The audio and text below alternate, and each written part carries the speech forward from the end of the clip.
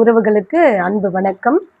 இன்றைக்கு நம்மளுடைய காணொளியில் உரையாசிரியர்களினுடைய அரிய பணிகள் என்னென்ன, இந்த உரையாசிரியர்கள் என்கிற புத்தகத்தை குறித்து உரையாசிரியர்களே என்னென்ன மேற்கோள் சொல்லியிருக்கிறாங்க, அவர்களுடைய பணி எப்படியானது என்பதை புகழ்ந்து பேசியிருக்கிறாங்க அப்படிங்கிறத குறித்த காணொளி தாங்க. இது எல்லோருக்குமே ரொம்ப பயனுள்ளதான ஒரு காணொளியாக தான் இருக்கும். எனவே காணொளியை முழுவதும் ஸ்கிப் பண்ணாமல் பாருங்க. வாங்க காணொளிக்குள்ள போகலாம்.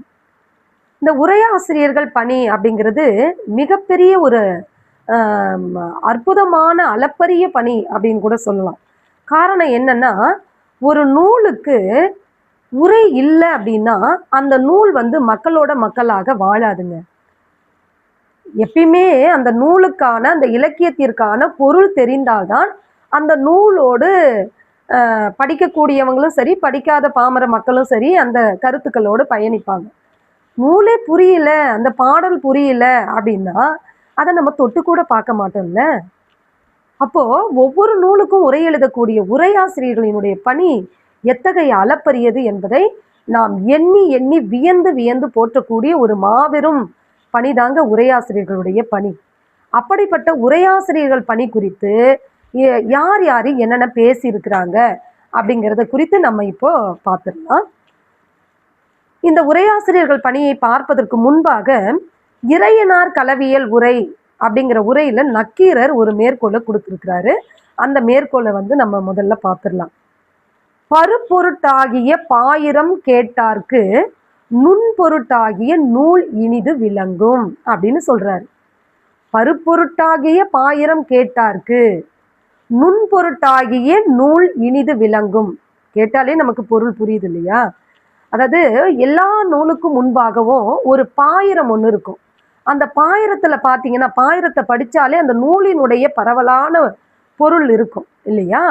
அந்த நூல் என்ன அடிப்படையில் தோன்றியது, எதற்கானது, அந்த நூல் எந்த முறையில் வைக்கப்பட்டிருக்கிறது, எந்த காலம், யார் எழுதுனது என்கிற ஒரு முழுமையான வரலாறு அந்த பாயிரத்து பகுதியில் கொடுத்துருப்பாங்க.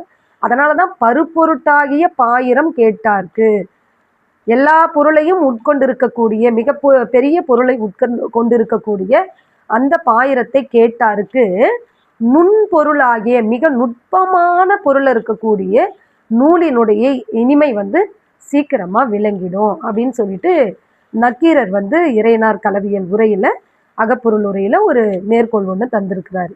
அந்த மேற்கோளோட இந்த உரையாசிரியர்களுடைய பணியை நான் தொடர்றேன். முதலாவதாக பார்க்கும்போது உவே சாமிநாத ஐயர் அவர்கள், தமிழ் தாத்தா என்று சொல்லக்கூடிய உவே சாமிநாத ஐயர் அவர்கள் இந்த உரையாசிரியர்கள் அப்படிங்கிறவர்கள் அந்த தலைப்பை குறித்து, அந்த உரையாசிரியர்களினுடைய பணியை குறித்து ஒரு அற்புதமான மேற்கோளை கொடுத்திருக்கிறார். என்ன அப்படின்னா, நமக்கு உதவி செய்ய உரையாசிரியர்கள் உள்ளார்கள். உவே சாமிநாத ஐயர்கள் மிகச்சிறந்த தமிழ் தொண்டு செய்தவர் இல்லையா? உரையாசிரியர்களை குறித்து என்ன சொல்லியிருக்கிறாருன்னா, நமக்கெல்லாம் உதவி செய்வதற்கு உரையாசிரியர்கள் உள்ளார்கள். மிகப்பெரிய ஜாம்பவான் உவே சாமிநாத ஐயர்.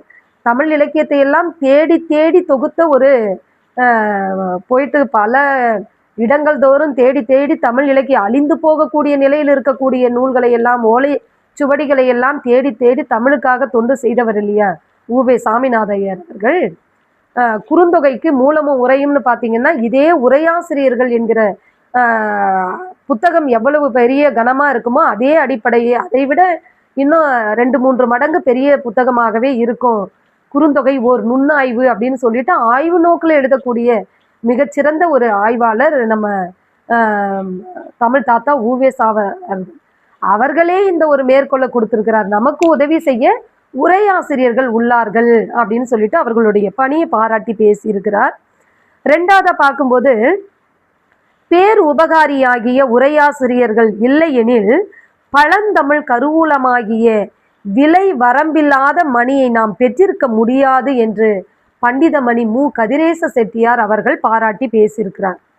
இந்த பண்டிதமணி மு கதிரேச செட்டியார் அவர்களினுடைய மேற்கோளை நம்ம திரும்ப திரும்ப நம்மளுடைய சிந்தனைக்கு எடுத்து செல்ல வேண்டும். என்ன சொல்றாரு பாருங்க, பேர் உபகாரிகளாகிய உரையாசிரியர்கள் இல்லை என்றால், இந்த உரையாசிரியர்களினுடைய பணி இல்லைன்னு சொன்னா பழந்தமிழ் கருவூலமாக போற்றக்கூடிய விலை வரம்பில்லாத மணியை நாம் பெற்றிருக்க, அதாவது விலை மதிப்பெற்ற இந்த தமிழ் மணிகளை நாம் கட்டாயம் பெற்றிருக்க முடியாது.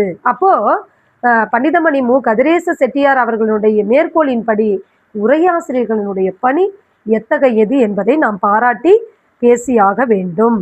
மூன்றாவதாக வேங்கடராம செட்டியார் அவர்கள் என்ன சொல்லியிருக்கிறாருன்னா, மூல நூலுக்கு உள்ள பெருமை உரை நூல்களுக்கு உண்டு. மூல நூலையும் உரை நூலையும் நம்ம ரெண்டு தராசுல நிறுத்தணும்னு சொன்னா ரெண்டுமே ஈக்குவல் பேலன்ஸ்டானது, ரெண்டுமே சரிசமமானது தான்.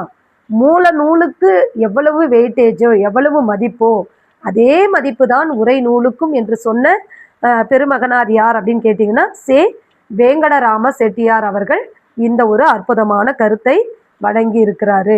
என்ன கருத்து? மூல நூலுக்கு நிகரான பெருமை உரை நூலுக்கும் உண்டு அப்படின்னு சொன்னவர். நான்காவதா அருணாச்சலம் அவர்கள் என்ன சொல்லி இருக்கிறாருன்னா, பொதுமக்களும் புரிந்து கொள்ளும் வகையில் உரை செய்தவர்கள் தான் பண்டைய உரையாசிரியர்கள். பண்டைய உரையாசிரியர்கள் சாதாரண மக்களும் படித்தவர்களும் படிக்காதவர்களும் புரிந்து கொள்ளக்கூடிய வகையில் எழுதக்கூடிய ஒரு உரையாளர்கள் தான் பண்டைய உரையாசிரியர்கள் அப்படின்னு சொல்லிட்டு உரையாசிரியர்களை பாராட்டி பேசியிருக்கிறாரு. அடுத்ததாக இந்த உரை நூல் என்ன தன்மையில இருக்குது அப்படின்னு பார்த்தா, வரலாற்று நோக்கிலான உரையாகவும் இருக்கு, சிறப்பு நோக்கிலான உரையாகவும் இருக்கு, பொது நோக்கிலான உரையாகவும் இருக்கு.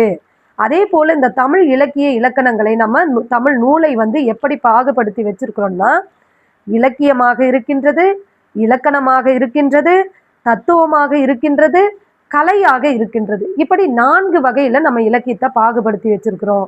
இந்த 4 வகையிலான தமிழ் நூலிற்கு பெரிதும் உரை வந்திருக்கக்கூடியது எதுக்குன்னு பார்த்தீங்கன்னா, இலக்கணத்திற்கும் இலக்கியத்திற்கும் மட்டும்தான் பெரும்பாலான உரை நூல்கள் தோன்றி இருக்கிறது.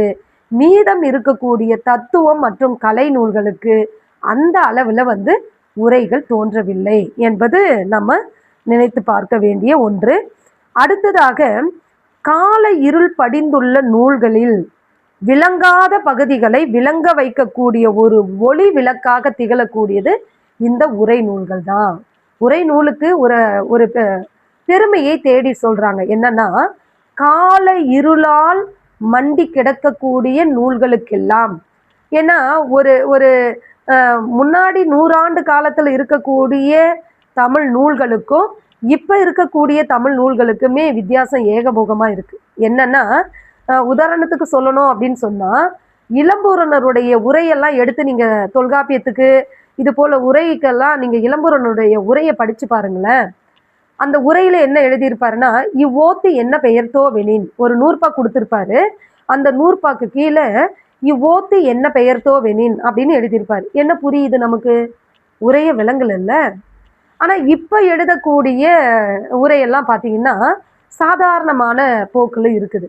அப்போ அதை தான் இந்த இடத்துல சுட்டி காட்ட விரும்புறாங்க. உரை நூல்கள் நமக்கு எதுக்கு பயன் தருது அப்படின்னா, காலை இருளால் மண்டி கிடக்கக்கூடிய அந்த இருளை அகற்றி ஒளி பெற செய்வதற்கு உரை நூல்கள் மிக மிக அவசியமான ஒன்று. இப்ப அந்த இவ்வோத்து என்ன பெயர்த்தோ வெனின் என்று சொல்றதுக்கு பின்னாடி வந்த பிற்கால உரையாளர்கள் ரொம்ப எளிமையான உரையில இந்த நூற்பா என்ன கூற விளைகிறது என்றால் அப்படின்னு சொல்லி எழுதிட்டு போவாங்க. அப்ப அந்த கால இடைவெளியில மண்டி கிடக்கக்கூடிய அதே வார்த்தையை நம்ம போட்டிருந்தோம்னு வைங்க, நமக்கு ஒரு மயக்கம் இருக்கும், ஒரு ஐயப்பாடு இருக்கும். அதை நம்ம அந்த இருளை அகற்றி ஒளிபெற செய்யணும்னா என்ன, அதுக்கு மாற்று உரை தேவைப்படுது இல்லையா? அந்த வேலையை செய்யக்கூடியது தான் இந்த உரையாசிரியர்களினுடைய பணி, இந்த உரையினுடைய நோக்கம் அப்படின்னு சொல்லிட்டு மிக அற்புதமான ஒரு கருத்தை இந்த இடத்துல பதிவு பண்ணியிருக்காங்க. அப்போ உரை நூலுக்கான ஒரு பெருமை இது. கால இருள்கள் படிந்துள்ள நூல்களில் விளங்காத பகுதிகளை விளக்க வைக்கும் ஒரு ஒளி விளக்காக திகழக்கூடியது உரை நூல்களே. அடுத்ததா பார்க்கும்போது, பரிபாடலினுடைய பழைய பெருமையை மீட்டெடுத்தவர் யார் அப்படின்னு கேட்டிங்கன்னா, பரிமேலழகர் என்று சொல்லக்கூடிய உரையாளர். அதே போல தொல்காப்பிய பொருளதிகாரத்திற்கு, அதாவது இறையனார் அகப்பொருள் அழிஞ்சு போச்சு, பொருளுக்கென்று தோன்றிய இலக்கண நூல் அது இல்லை. அதுக்கு பிறகு வந்த இளம்பூரணர் தான் தொல்காப்பிய பொருளதிகாரத்தை மீட்டு கொடுத்தாரு. அதனால ஏதமில் மாதவன் இளம்பூரணர் அப்படின்னே சொல்லுவாங்க. ஸோ தொல்காப்பியத்துக்கு முழுமையும் உரை கண்டவர் அவரு.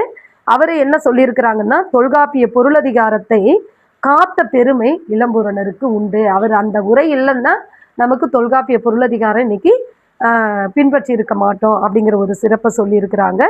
அடுத்தது பார்த்தீங்கன்னா, மங்கி கிடந்த, அதாவது நச்சினார்க்கினியர் சொல்றாங்க, மங்கி கிடந்த ஜைன காப்பியமான சீவக சிந்தாமணிக்கு நச்சினார்க்கினியருடைய உச்சிமேல் புலவர்க்குள் நச்சினார்க்கினியர்னு சொல்லுவோம். அவருடைய உரை இல்லைன்னா இன்னைக்கு சீவக சிந்தாமணி நம்ம தொடர்ந்து இருக்க மாட்டோம். ரொம்ப கடினமானது அது. கால சூழலுக்கு ஏற்ப உரைகளை நம்மளால அவ்வளோ சாதாரணமா புரிஞ்சு கொள்ள முடியாது. எனவே நச்சினார்க்கினியருடைய உரை இல்லைன்னு சொன்னா அந்த சீவக சிந்தாமணி என்கிற காப்பியம் நம்ம என்னைக்கோ விட்டுருப்போம். அதனால நச்சினார்க்கினியருடைய உரை நமக்கு ரொம்ப ரொம்ப முக்கியமான ஒன்று அப்படின்னு சொல்லியிருக்காங்க. அதே போல அருணாச்சலம் என்ன சொல்றாருன்னா, பண்டைய உரையாசிரியர்கள், பழங்கால உரையாசிரியர்கள் எல்லாமே இலக்கண இலக்கிய நூல்களை கால வெள்ளத்தில் அழுந்தி இருக்கும் அப்படின்னு சொல்லிட்டு, கால வெள்ளத்தில் இருந்து மீட்டெடுத்த ஒரு பெருமைக்கு உரியவர்கள் உரையாசிரியர்கள், பண்டைய உரையாசிரியர்கள் அப்படின்னு சொல்லிட்டு அருணாச்சலம் அவர்கள் சொல்லியிருக்கிறாரு.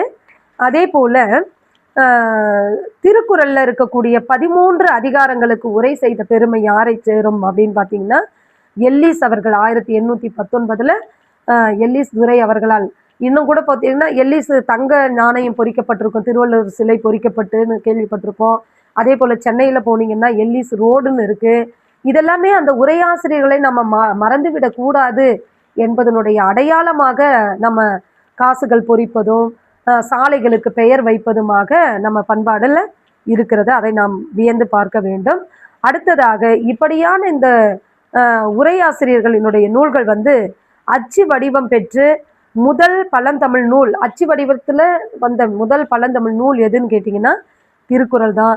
இவ்வாறாக ஏட்டுச்சுவடியில் இருந்து மெல்ல மெல்ல அச்சு வடிவத்திற்கு அதுக்கப்புறம் மூலம் உரைப்பதிப்பாக மாறிய இந்த வரலாறு என்பது எண்ணி எண்ணி நாம் வியந்து போற்றக்கூடியது. முதல்ல ஏட்டுச்சுவடியில் இருக்குது, அந்த ஏட்டுச்சுவடியில் இருக்கக்கூடியதை அச்சு வடிவத்துக்கு அப்படியே மூலத்தை படி எடுக்கிறாங்க, அதுக்கப்புறம் அந்த மூலத்துக்கு உரை எழுதுறாங்க, அதுக்கப்புறம் அதை பதிப்பு செய்கிறாங்க. இப்படிதான் இந்த உரை பதிப்பு வரலாறு என்பது தோன்றி இருக்கிறது என்று இந்த உரை நூல்களினுடைய பணி என்பதும் உரை ஆசிரியர்களினுடைய பணி என்பதும் ரொம்ப ரொம்ப தமிழ் இலக்கிய உலகில் நாம் நினைவு கூர்ந்து பார்க்க வேண்டிய, நினைத்து நாம் நன்றி செலுத்த வேண்டிய ஒரு அளப்பரிய பணியாக தான் இருந்திருக்கிறது. ஏனென்று சொன்னால் அவர்கள் இல்லை என்றால் நமக்கு கட்டாயம் நூல்களினுடைய மிக கடினமான மிக பழங்கால நூல்களுக்கான பொருளெல்லாம் முழுமையாக இலக்கண இலக்கியங்களினுடைய முழுமையான சுவையை கட்டாயம் நாம் உள்வாங்கி இருக்க முடியாது. இன்னைக்கு எல்லாத்துக்கும் எளிமையான உரை, புலியூர் கேசிகன் உரை, திருக்குறள் எடுத்துக்கிட்டீங்கன்னா ஏராளமான உரை, மூவாவுடைய உரையிலிருந்து மறைந்த முன்னாள் முதலமைச்சர் கலைஞர் கருணாநிதி அவர்களினுடைய உரை வரைக்கும் நமக்கு ரொம்ப எளிமையான உரைகள்லாம் கிடைச்சிருக்கிறதுனால இன்னைக்கு நம்ம எளிமையா பேசிட்டு இருக்கிறோம். ஆனா மூல நூல் மட்டுமே இருந்த காலத்துல நம்ம அதே நிலையை இன்னைக்கு பின்பற்றி இருக்கிறோம்னு சொன்னா கட்டாயம் ஆளுக்கு ஒரு பொருளா புரிஞ்சு ஒரு விஷயம் இன்னொரு விஷயமா திரிஞ்சு அதனுடைய மூலப்பொருள் என்னன்னே நமக்கு விளங்கி இருக்காது. அப்போ அந்த மூலத்தை படியெடுத்து அதை உட்கார்ந்து சிந்தனை பண்ணி அதை தேர்ந்து தெளிந்து பல சிந்தனையாளர்களோட ஒப்பிட்டு இதை சொல்லியிருப்பாங்களா, இதுக்கு என்ன, அது சிதைந்த நிலையில் இருக்கக்கூடிய மூல நூல்ல என்ன எழுத்து இது வந்திருக்கும் அப்படிங்கிறனால யூகித்து சிந்தனைக்கு உட்படுத்தி ஆராய்ந்து தேர்ந்து தெளிந்துதான் உரையை கொண்டு கொடுத்துருக்குறாங்க. அப்படின்னு பார்க்கும்போது ஒரு உரை தோன்றுவது என்பது அவ்வளவு சாதாரணமான காரியம் இல்லை பாருங்க. அப்படின்னா இந்த மூவை அரவிந்தனுடைய உரையாசிரியர்கள் என்கிற புத்தகம் என்பது 1968 முதற் பதிப்பாக சிறந்த ஆய்வு நூலுக்கான விருதை பெறுது. அதுக்கப்புறம் பார்த்தீங்கன்னா 1977 பார்த்தீங்கன்னா 2ஆம் பதிப்பை பெற்று வந்திருக்குது. அப்போ எவ்வளவு கால இடைவெளி பாருங்க. ஒரு நூலுக்கான உரை வரைவது என்பதும் நூலுக்கான ஆய்வு மேற்கொள்வது என்பதும் அவ்வளோ எளிமையாக செய்துவிட முடியாது. அப்போ எவ்வளோக்கு எவ்வளோ எளிமையாக நம்மளுடைய உரையாசிரியர்கள் எல்லாம், இலக்கண உரையாசிரியர்களும் சரி, இலக்கிய உரையாசிரியர்களும் சரி, சமய நூல்களுக்கான உரையாசிரியர்களும் சரி, அதே போல தத்துவ நூல்களுக்கான உரையாசிரியர்களும் சரி, காப்பிய நூல்களுக்கான உரையாசிரியர்களும் சரி, இப்படியான உரையாசிரியர்கள்லாம் நமக்கு எவ்வளவு எளிமைப்படுத்தி இன்னைக்கு இலக்கியத்தை வந்து எளிமையா படிச்சு நம்ம புரிந்து தேர்வு எழுதக்கூடிய வகையில நமக்கு வச்சுட்டு போயிருக்கிறாங்கன்னு சொன்னா அவங்களுக்கு நம்ம எவ்வளோ பெரிய நன்றி கடப்பாடு செலுத்த வேண்டியவர்களா இருக்கிறோம். எனவே அன்புக்குரிய மாணவர்களே, தமிழ் உறவுகளே, நீங்கள் அனைவரும் நம்மளுடைய ஆயுட்காலத்தில் ஒரு முறையாவது இந்த உரையாசிரியர்கள் என்கிற புத்தகத்தை நாம் வாசித்து கடந்து விட வேண்டும். ஏனென்றால் நமக்கு இளம்பூரணரை தெரியாது, நச்சினார்க்கினியரை தெரியாது, பேராசிரியரை தெரியாது, மணக்குடவரை தெரியாது, காளிங்கரை தெரியாது, நச்சரை தெரியாது. அதே போல 4000 திவ்ய பிரபந்தத்திற்கு உரை வரைந்தவர்களை எல்லாம் தெரியாது. வைமோ கோபாலகிருஷ்ணம் ஆச்சாரியார், அதே போல காப்பிய உரையாசிரியர்கள் என்று சொல்லக்கூடிய நச்சினார்க்கினியர், இது போன்றவர்களை எல்லாம் நாம் நேரில் பார்த்தது இல்லை. அடியார்க்கு நல்லார் ஒவ்வொரு பதத்துக்கு பதம் அடிக்கடி உரை எழுதியவர்கள். இவர்களையெல்லாம் நாம் நேரில் கண்டு கழிக்கவில்லை என்றாலும் கூட நம்ம இந்த புத்தகத்தின் வழியாக அவர்கள் யார் என்பதை குறித்த ஒரு வரலாறு இருக்கும். அவர்கள் என்ன, குறிப்பாக தொல்காப்பியத்திற்கு சொல்லதிகாரத்திற்கு சேனாவரையர் உரை எழுதியிருக்கிறாரு. இவங்களையெல்லாம் யாரு, எப்படி, எந்த காலத்துல வாழ்ந்தவங்க, அவங்க என்ன சமயத்தை சார்ந்தவங்க, அவங்க எதுக்கெல்லாம் உரை எழுதியிருக்கிறாங்க, எப்படி தேடி தேடி உரை வரைந்திருக்கிறாங்க, அவர்களுடைய அளப்பரிய பணி என்பது எப்படி நினைவு கூர்ந்து போற்றக்கூடியது, இதையெல்லாம் நாம் தெரிந்து கொண்டால்தான் கட்டாயம் நாம் அடுத்து ஆய்வு மேற்கொள்ளக்கூடிய நம்ம எப்படி செய்யணும், தவறுதலான புரிதலோட ஒரு விஷயத்தை நம்ம கொண்டு செலுத்தி விடக்கூடாது என்கிற கற்பிதத்தை எல்லாம் நாம் உள்வாங்கி கொள்ள முடியும். ஒரு ஆய்வு என்பது எப்படி நாம் ஆழ்ந்து தேர்ந்து தெளிந்து சிந்தனைக்கு உட்படுத்தி ஒப்பிட்டு பார்த்து நம்பகத்தன்மை உடையதா, உண்மைத்தன்மை உடையதா, நடுநிலைமை தன்மை வாய்ந்ததா ஒரு ஆய்வை நாம் சமர்ப்பிக்க வேண்டும் என்கிற அந்த பொறுப்புணர்ச்சியும் கடப்பாடும் நமக்குள்ள இந்த போன்ற நூல்களை வாசித்தால்தான் கட்டாயம் பெற முடியும் என்று சொல்லி இந்த காணொளியை இத்துடன் நிறைவு செய்கிறேன். மீண்டும் அடுத்த ஒரு நல்ல காணொளியோடு உங்களை சந்திக்கிறேன். நன்றி, வணக்கம்.